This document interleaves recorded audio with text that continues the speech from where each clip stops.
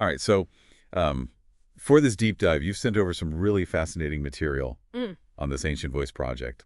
It's described as like the world's first wiki platform for all these ancient texts, Vedic, Itihasa, and Yeah. Puranic texts.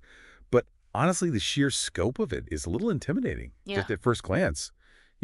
Established way back in 2009, over 25,000 pages, almost 2 million visitors. Where do we even begin with all this? Well, I think what immediately grabs my attention is that it's not just the typical greatest hits you'd expect. Sure, you've got the Mahabharata Yeah. and the Ramayana, which are, of course, massive epics in themselves. But then there's also material on the Vedas, the Vishnu Purana, Yeah. even the Iliad and the Odyssey from the Greek tradition. That's a fascinating mix. I mean, it's one thing to have, say, a website dedicated to just Mahabharata, but bringing all of these different texts together in one place, it Yeah. makes you wonder, what's the connection, right? Exactly. It suggests a very deliberate choice to explore potential links between these seemingly different traditions. Maybe there are shared themes, common influences, even historical connections that we don't often consider. And it's not just like putting the texts side by side either. Ancient Voice actually does some pretty seriously deep analysis using things like bond data, which I have to admit kind of sounds a little science fiction-y to me. Bond data. Okay, you've got to explain that one. What is that exactly, and how does it work with these ancient texts? Well, imagine being able to map out all of the relationships between every single noun in the entire Mahabharata. That's essentially what bond data does. It looks at what's called noun-to-noun affinity. So basically, how often and in what context do different nouns appear together? So you could see, for instance, how the concept of dharma or duty is linked to specific characters or events, and how those connections evolve throughout the entire epic. Hold on, so they've actually done this for every single noun. How many were you even talking about here? Over 7,500.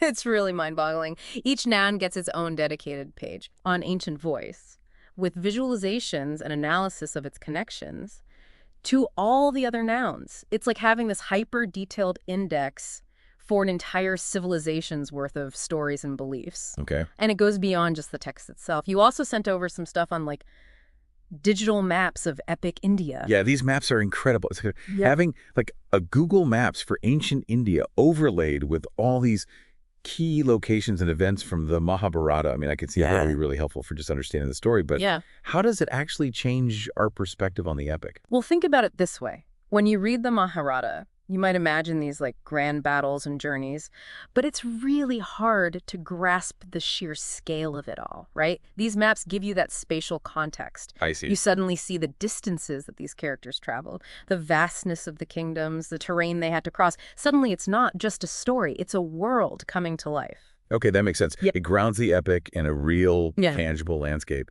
And it's not just maps, right? There are also animations as well. Yes, and those are particularly interesting because they take key scenes from the Mahabharata and bring them to life visually. It's one thing to read about, say, Arjuna's archery skills, but it's another to actually see it animated with all the drama and intensity of that moment. It's like watching an ancient graphic novel unfold on your screen.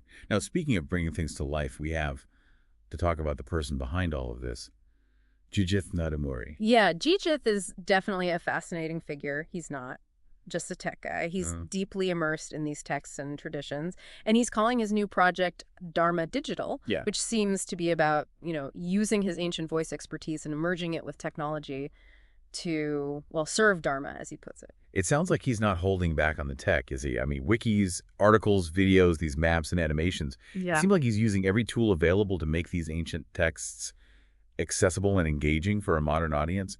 I'm curious, though, isn't there a risk of oversimplifying these complex texts when we try to make them so accessible? How do you think Ancient Voice addresses that? That's a valid concern. It's a delicate balance between making these texts approachable without losing their depth and complexity. But I think what Ancient Voice does well is that it offers those different levels of engagement, right? You can start with the animations, then delve into the wikis, explore the bond data, even participate in the online discussions. It's kind of like a choose-your-own-adventure approach to learning. So it's not dumbing down the material. It's just offering multiple entry points, depending on your level of interest and familiarity. Right, yeah.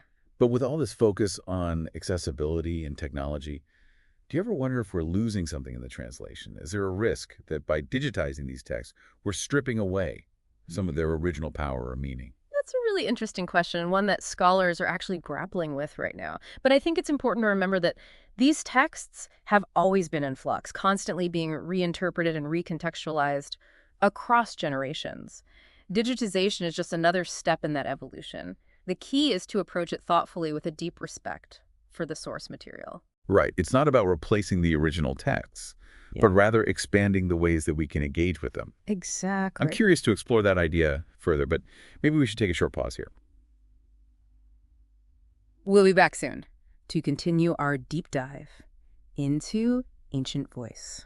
So before the break, we were discussing that balance Ancient Voice strikes between making these ancient texts accessible, but also preserving their complexity. Right, and you were talking about how they offer those multiple entry points depending on someone's familiarity with the material. Exactly. And it actually reminds me of something Jijith said in one of the articles you sent. Okay. He talks about, wanting to make these texts come alive for people, not just be static words on a page. Yeah. And I think that's really reflected in the way Ancient Voice presents the information. I see that. It's not just about reading like a dry translation. You've got the animations to help visualize scenes, the maps to give you a geographical sense of things, and then this deep analytical tool with bond data to uncover these hidden connections within the text itself.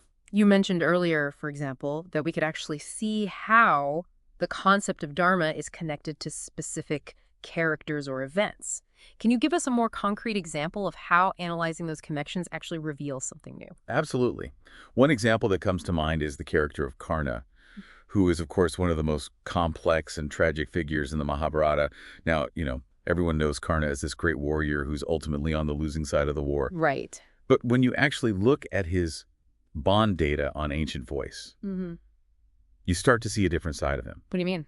Well, his bond data reveals really strong connections to concepts like fate, duty, and even loneliness. And these connections actually appear more frequently than you might expect, especially in the later stages of the epic. So it's not just about his actions in battle. We're getting a glimpse into his inner struggles. Yeah. His emotional landscape. Exactly. And it makes you question some assumptions about him. Was he truly driven by ambition, as some interpretations suggest? Or was he, in a way, trapped by his circumstances, bound by this sense of duty and destiny that he just couldn't escape? That's pretty insightful. And this is just one example, right? I mean, I'm guessing there are tons of these hidden connections just waiting to be discovered within Ancient Voice. Oh, absolutely. And it's not just about individual characters either. Bond data can also reveal broader themes and patterns within the text itself. For example, you can analyze how the concept of Dharma itself evolves over the course of the entire Mahabharata, or how different characters embody different aspects of it. It's like you're able to zoom in and out. Yeah. Seeing these connections at both a micro and macro level. That's a great way to put it. And the beauty of Ancient Voice is it allows anyone to do this, not just scholars. You don't need a PhD in Sanskrit to explore these connections and come to your own conclusions about the text. So it's not just a repository of information. It's like a tool for active exploration and interpretation. Precisely. And I think that's one of the things that makes this project so exciting. It's not just about preserving the past. It's about engaging with it in new and meaningful ways. Speaking of engagement, you mentioned earlier that Ancient Voice also has online forums and discussion groups. Yes. And those are a really interesting aspect of the project because they bring together people from all over the world who share this passion for these texts. You've got scholars debating different interpretations, students asking questions, even just people who are curious about these traditions and just want to learn more. It's like a global book club for ancient literature. It really is. And it's a testament to the fact that these texts, while ancient, are still so relevant and meaningful to people today. They speak to these universal themes of human experience, ethics, and spirituality that really transcend cultural boundaries. It sounds like Ancient Voice is doing more than just making these texts accessible. It's fostering this sense of community around them. Exactly. And I think that's one of Jijith's key goals with the project. He talks about creating this living tradition where these texts are not just studied, but actively engaged with, debated, and reinterpreted in the context of contemporary life. So it's not just about preserving the past, but connecting it to the present and even shaping the future. Absolutely. And it's fascinating to see how technology is playing a role in that. You know, it's making these ancient texts more accessible than ever before, while also providing new tools and platforms for engagement and collaboration. This whole deep dive has really made me rethink my assumptions about ancient texts. I used to think they were only for academics. Yeah. But now I'm seeing them in a whole new light. I'm glad to hear that. I think one of the great values of projects like AncientVoice is that they challenge our preconceived notions and open up these new avenues for understanding and appreciation. But even with all these tools and resources, I have to admit, approaching these texts can still feel a bit daunting. Where do you even begin? That's understandable. I mean, these texts are vast and complex, and it can be overwhelming to know where to start. But I think the beauty of AncientVoice is it offers so many different entry points.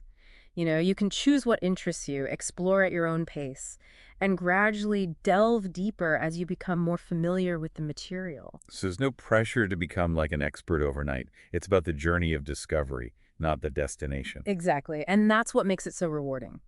Well, I'm definitely feeling inspired to explore AncientVoice further after this conversation. But before we go too deep down that rabbit hole, maybe we should take another short pause and then come back with some final thoughts and reflections. Sounds good to me. We've covered a lot of ground, but I'm sure there's still more to unpack. We've spent this whole episode talking about AncientVoice, you know, its features, its creator. But what's really stuck with me is this whole idea of using technology to make these ancient texts, like, more accessible and relevant to modern audiences. But does that make them, I don't know, less sacred in a way? That's a really great question, and it's one that I think a lot of people are asking these days. As technology starts playing a bigger role in how we experience, well, pretty much everything. Right. When it comes to these ancient texts, I think it really depends on your perspective. You know, some might argue that the traditional methods of study and transmission, with all their rituals and restrictions, are what give these texts their power and sanctity. But others, like Jijith, might say that the true value of these texts lies in their ability to inspire and guide us, regardless of how we access them. So it's less about the medium and more about the message. Exactly. I mean, think about the printing press back in the day. It was this revolutionary technology that made books, including religious texts, available to a much wider audience.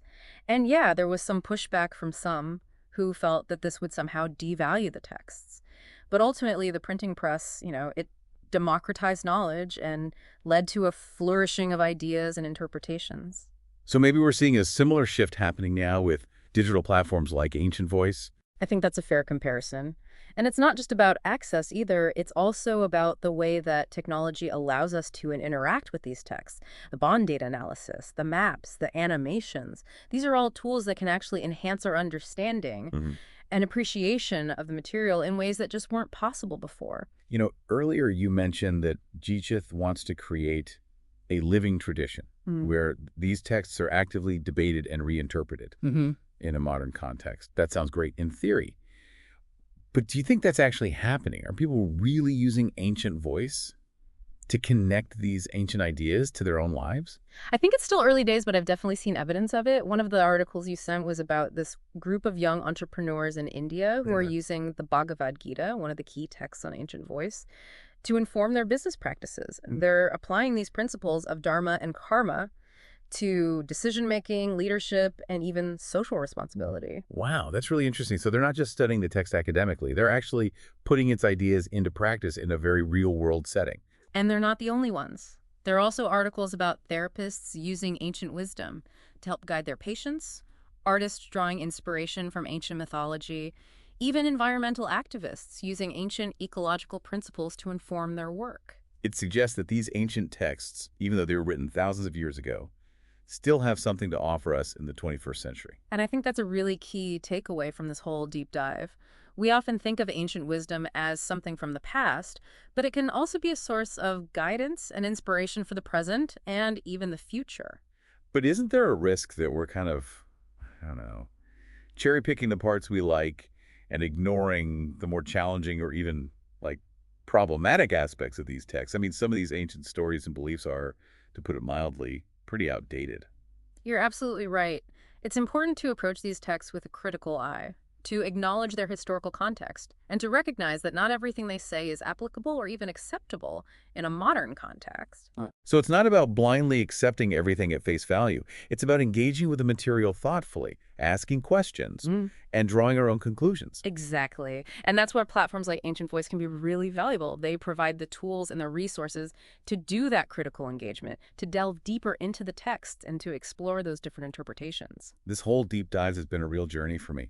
I started out feeling like intimidated by the sheer scope of Ancient Voice. Hmm. But now I'm honestly feeling really inspired to explore it further. What about you? What's one lasting thought you'd like to leave our listener with? If I could offer one suggestion, it would be this. Don't be afraid to approach these ancient texts with a sense of curiosity, and even, like, playfulness. Yes, they are serious works that have shaped civilizations, but they can also be incredibly engaging, entertaining, and thought-provoking. Think of them as invitations to a conversation across time, a chance to connect with the minds and hearts of those who came before us, and to discover wisdom that's both timeless and timely. That's a beautiful way to put it. And who knows, maybe in the process, we'll learn something about ourselves as well. Thanks for sharing your insights and expertise with us today. And to our listener, we hope you found this deep dive as enlightened as we did.